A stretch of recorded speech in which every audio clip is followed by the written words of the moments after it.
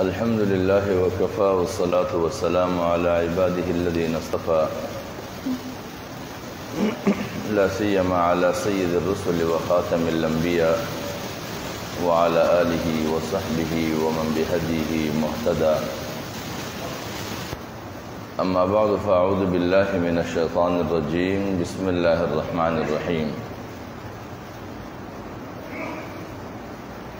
قل من رب السماوات والأرض قل الله قل أفاتخذتم من دونه أولياء ما يملكون لأنفسهم نفعا ولا ضرا قل هل يستوي الأعمى والبصير أم هل تستوي الظلمات والنور أم جعلوا لله شركاء خلقوا كخلقه فتشابه الخلق عليهم قل الله خالق كل شيء وهو الواحد القهار. صدق اللہ العظیم. عزیزان گرامی، میرے محترم بھائی اور دوستو، ہمارے معاشرتی مسائل میں جس میں ہم بحیثیت انسانیت یا بحیثیت امت مسلمہ دوچار ہیں یا گرفتار ہیں، ان کی بنیادی وجہ حالات کی حقیقت کا ہمارے اوپر مشتبہ ہو جانا ہی بنیادی وجہ ہے کہ ہم حالات کی گہرائی تک پہنچنے کی کوشش نہیں کرتے، یا پھر اگر حالات واضح ہونا بھی چاہے تو ہمارے اپنے ذاتی جو خیالات ہے یا جو ہماری ذہنیت ہے اپنی، وہ ہماری ذہنیت اور ہمارے خیالات اس میں آڑے آتے ہیں اور وہ ہمیں اصل حقیقت سے آگاہ ہونے نہیں دیتے. اور یہ معاملہ صرف اس وقت کا نہیں ہے، یہ بہت قدیم زمانے سے انسان ایسے ہی صورتحال آتے رہے ہیں. اسی لیے اللہ رب العزت نے قرآن مجید میں اس وقت کی ان کیفیات کو درج کر رکھا ہے تاکہ بعد کی انسانیت بھی اللہ کو ماننے والے بھی ہو، اور پھر اللہ تعالیٰ کے ماننے کے ساتھ ساتھ وہ دوسرے کئی سارے ذاتوں کو بھی مانتے ہوں، اور وہ دوسرے ذاتوں کا ماننا اللہ تعالیٰ کے ماننے کے درمیان حائل ہو جاتے ہیں. اور جب یہ حائل ہو جاتے ہیں تو گمان تو اس کا پھر بھی یہی ہوتا ہے کہ ہم اللہ کو ماننے والے ہیں، جبکہ عملی طور پر وہ اگر واضح انداز میں نہ ہو تو مخفی انداز میں وہ شرک کے شکار ہو چکے ہوتے ہیں. اسی لیے اللہ رب العزت فرماتے ہیں کہ قل من رب السماوات والارض قل اللہ، کہ کہہ دیجئے ان سے من رب السماوات والارض، آسمانوں اور زمینوں کا رب کون ہے. یعنی جن لوگوں کو ہم مانتے ہیں ان لوگوں کے نہ ماننے سے زمین اور آسمان کے حلیے اور کیفیت پہ فرق نہیں پڑتا. تو پھر جب فرق نہیں پڑتا ہے تو پھر ان کے لحاظ رکھنے کی وجہ کیا ہے؟ لحاظ تو اس کی رکھنی چاہیے ہے جو آسمانوں اور زمینوں کا رب ہے. قل افاتخذتم من دونه اولیاء ما یملکون لانفسهم نفعا ولا ضرا، کہ یہ جاننے کے باوجود بھی پھر تم نے خدا کے علاوہ ایسے لوگوں کو اپنے لیے خاطر خواہ بنا دیا ہے، اپنا معبود ٹھہرا دیا ہے ایک لحاظ سے، جن کی اپنی ذات کی نفع نقصان بھی ان کے اختیار میں نہیں ہے۔ قل هل يستوي الاعمى والبصیر، زندگی کے معاملات جاننے کے لیے اور زندگی کے مسائل پرکھنے کے لیے کیا بینا اور نابینا ایک جیسے ہو سکتے ہیں؟ ام هل تستوی الظلمات والنور، کیا تاریکیاں اور اجالے ایک جیسے ہو جائیں گے؟ اگر معاملات دیکھنے میں بینا اور نابینا ایک جیسے نہیں ہو سکتے ہیں تو پھر ہماری زندگیاں کیوں بینا اور نابینا کی طرح خلط ملط ہو کر گزرتی ہے؟ ہماری زندگیوں میں اپنے معاملات کی تمیز بینا اور نابینا کی بنیاد پر ہونی چاہیے کہ ہم معاملات کو دیکھ بھی رہے ہوں اور ان کو پرکھنے کی صلاحیت بھی رکھ رہے ہوں، لیکن ہمارے یہاں ان باتوں کا کوئی لحاظ نہیں ہے کہ ہمارے پاس دیکھنے کی صلاحیت ہے، ہمیں دیکھ لینا چاہیے کہ معاملات کیا ہے۔ اور پھر دیکھنا، میں نے گزشتہ جمعہ عرض کیا کہ آپ آنکھ سے دیکھیں، بلکہ اس کے لیے شعوری دنیا میں ایک لفظ کا استعمال ہے، تدبر۔ افلا یتدبرون القرآن، کیا قرآن پر غور نہیں کرتے؟ تدبر کا معنی کسی چیز کے بیک سائڈ پر آنے کا، یعنی ان کے پیچھے سے آ کر ان کے اصل چہرے کو دیکھنا ہوتا ہے، کیونکہ ہمیشہ معاشرتی معاملات کو بگاڑنے والے جو طبقات ہوتے ہیں ان کے دو چہرے ہوتے ہیں، سامنے کا چہرہ ان کا اصل چہرہ نہیں ہوتا ہے، وہ دکھاوے کا ہوتا ہے، اصل چہرہ اس کا اس چہرے کے پیچھے ہوتا ہے۔ لہذا وہ دیکھنا تدبر کی بنیاد پر ہے، تو لہذا قرآن مجید فرماتا ہے کہ قل هل يستوي الاعمى والبصیر، کیا بینا اور نابینا ایک جیسے ہیں؟ ام هل تستوي الظلمات والنور، کیا تاریکیاں اور اجالے ایک جیسے ہو جائیں گے؟ اجالوں میں راستے طے کرنے والے اور تاریکیوں میں راستے طے کرنے والوں کے درمیان فرق ہے، لہذا وہ کہتے ہیں کہ بصیرت کا وہ علم جو اللہ نے دیا ہے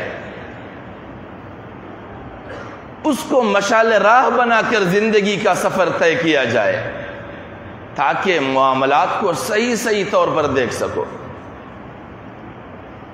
ام جعلوا للہ شرکاء خلقوا کخلقہ فتشابہ الخلق علیہم، کیا جن کی تم پیروی کرتے ہو انہوں نے بھی خدا کی پیدا کردہ چیزوں کی طرح کوئی چیز پیدا کی ہے کہ جس پیدائش نے تمہارے اوپر خدا کی پیدا کرنے کی تخلیق کو مشتبہ کر دیا ہو؟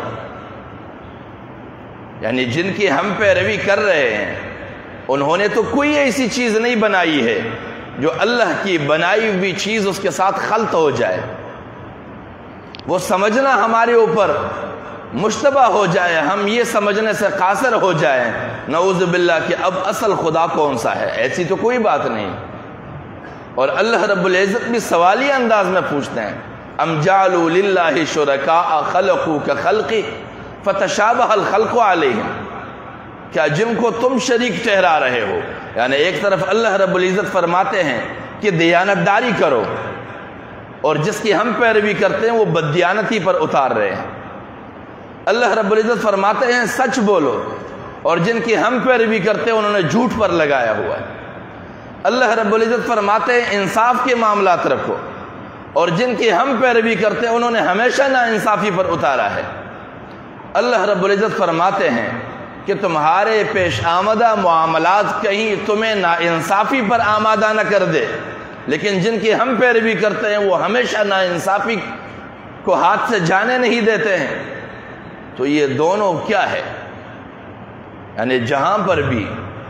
انسانی شخصیت کی پیروی اللہ کی پیروی میں حائل ہو جائے، یہ اللہ کے ساتھ شریک ٹھہرانا نہیں تو کیا ہے؟ تو اس نے تو کوئی ایسی تخلیق نہیں کی ہے، لیکن یا تو ہمارا اندھا پن ہمارے اوپر معاملات کو مشتبہ کرتا ہے، یا پھر ہمارے مفادات اور ہمارے لالچ ہمارے اوپر مشتبہ کر دیتے ہیں، یا پھر ہمارے محبت بھی اندھا پن ہے۔ حضور نبی اکرم صلی اللہ علیہ وسلم فرماتے ہیں حبک الشیء یعمی ویصم، یعنی کسی چیز کی محبت تمہیں اندھا بھی بنا دے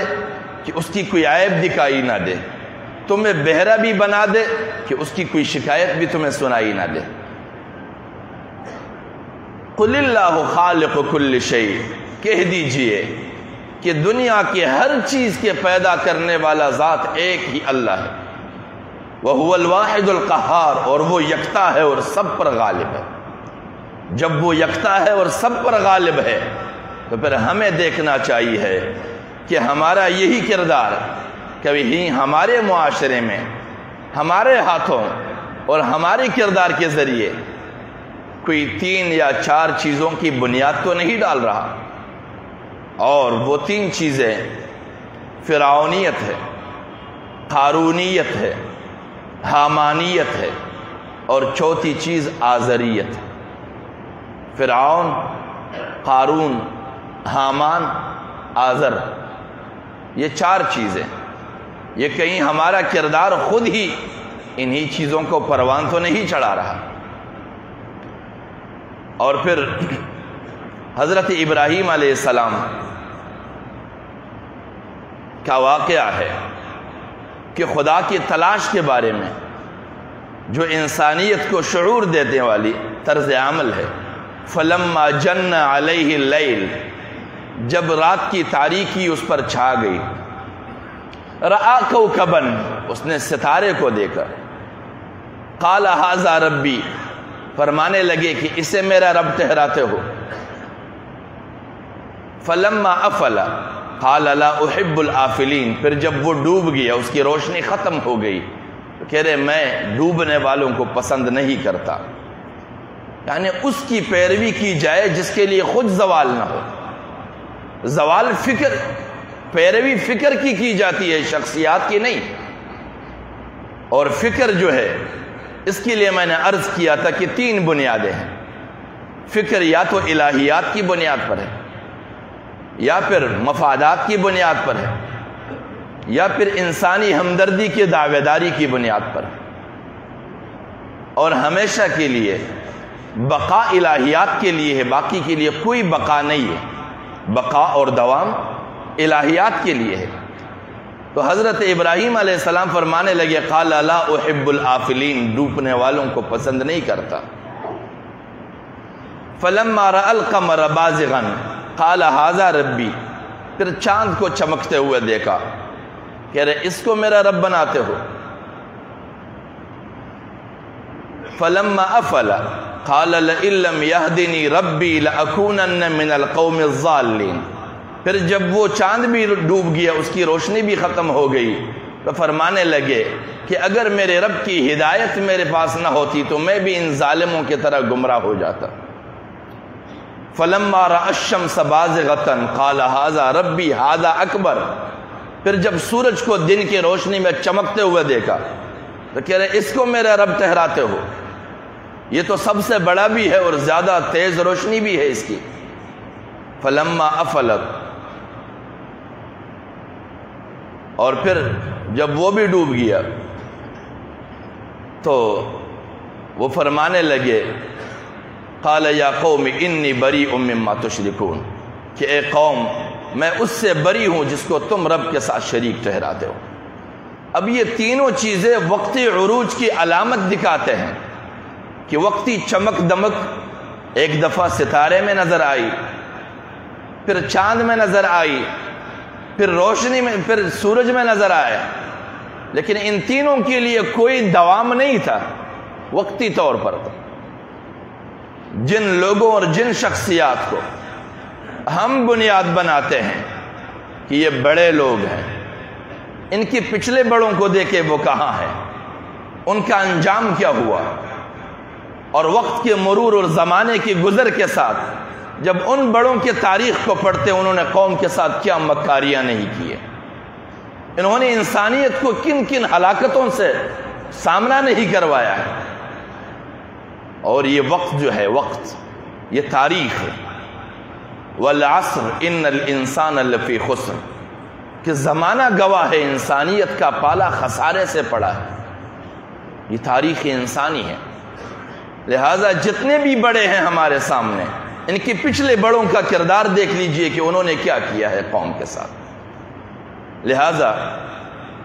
فرعونیت یہ عالمی اسٹیبلشمنٹ کا اس وقت میں ہم جائزہ لے سکتے ہیں کہ وہ ساری دنیا کو اپنا مملوک سمجھتے، اپنا ملک سمجھتے ہیں۔ اور پھر قارون، ہم اس زمانے کی سرمایہ دارانہ نظام اور کیپٹلزم کو سمجھ سکتے ہیں، اور حامانیت اور آزریت کو ہم اس زمانے کے غلام منش پیشوائیت کو سمجھتے ہیں، جو مذہب کو آڑ بنا کے انسانیت کو مخصوص مقاصد کے لیے استعمال کرتے ہیں، اور ان تینوں کو ہم خود اپنے کردار سے پروان چڑھاتے ہیں۔ لہٰذا ہمیں قرآنی تعلیمات کو بنیاد بنا کر اپنی زندگی کی راہوں کی تعین کرنی چاہیے، اور پیروی شخصیات کی نہیں، اس کی ذات کی نہیں، فکر کی کرنی چاہیے، اور فکر کا جائزہ قرآن کے ساتھ لینا چاہیے کہ یہ سچا ہے اپنے فکر میں یا جھوٹا ہے۔ اللہ کریم ہمیں توفیق بخشے کہ ہم بینا انسانیت بنے، نابینا نہیں، ہم اجالوں میں سفر کرنے والے بنے، تاریکیوں میں نہیں، کیونکہ تاریکیوں میں سفر کرنے والے اور اندھے بن کر زندگی گزارنے والے وہ ہمیشہ اپنے معاشروں میں فرعونیت، قارونیت، حامانیت اور آزریت کو پروان چڑھاتے ہیں۔ وآخر دعوانا ان الحمد للہ رب العالمین۔